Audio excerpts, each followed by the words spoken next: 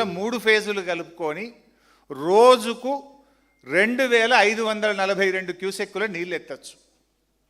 కానీ ఈరోజు కాంగ్రెస్ ప్రభుత్వం కేవలం 900 క్యూసెక్కులు మాత్రమే ఎత్తుతుంది.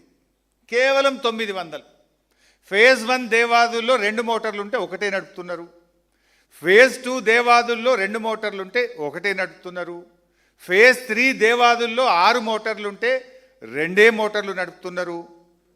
అక్కడ రామప్ప చెరువులో దాని కెపాసిటీ 2.9 టీఎంసీ. ఈరోజు 1 టీఎంసీ నీళ్లు ఉన్నాయి. అందులో నింపుకునే అవకాశం ఉన్నా నింపుతలేరు మీరు.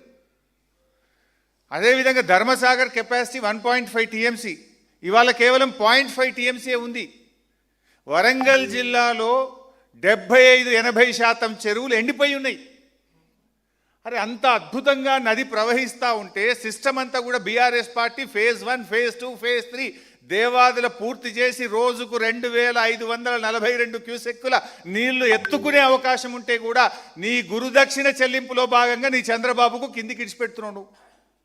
ఎందుకు మోటార్లు ఆన్ చేస్తలేవు? ఇక్కడ ఎన్డీఏ అడ్డం లేదు, రిపేర్లు లేవు, ఏది లేదు కదా. కట్నీళ్ళు పెట్టిన పొయ్యిలు ఎక్కుంది. ఆడ మోటార్లు వచ్చి నువ్వు వరంగల్ జిల్లాను ఎందుకు సస్యశ్యామలం చేస్తలేవు?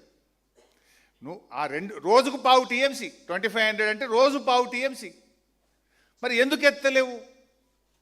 నీ నీ నీ నీ నీ ఉద్దేశం ఏందని నేను అడుగుతా ఉన్నా. Is it not failure of your government? సోయి లేదు మీకు. గోదావరి నీళ్లు పోతుంటే నీళ్ళు ఎత్తుకోవాలనే సోయి లేదు. ఒకవైపు కరువు వచ్చింది, ఎలినెనో వచ్చింది, ప్రపంచమంతా మంచినీళ్ళకు ఆగమవుతుంది, కరువు కోరల్లో ప్రపంచం చిక్కుకపోతుంది, రైతాంగం ఆగమవుతారని చెప్పి ప్రపంచమంతా కూడా చుక్కను ఒడిచిపెడుతుంటే నువ్వు జార విడుస్తున్నవే. దీనికి ముందు సమాధానం చెప్పు ఉత్తమ్ కుమార్ రెడ్డి. నీళ్ల మంత్రిగా, ముఖ్యమంత్రిగా మీరిద్దరు ఫెయిల్ అయిపోయినారు. కట్నీళ్లు పెట్టిన పోయేలే. కేసీఆర్ గారు ముందు చూపుతో సమ్మక్క బ్యారేజ్ కట్టిండి. అక్కడ అద్భుతంగా నీటి నిల్వ ఉంది.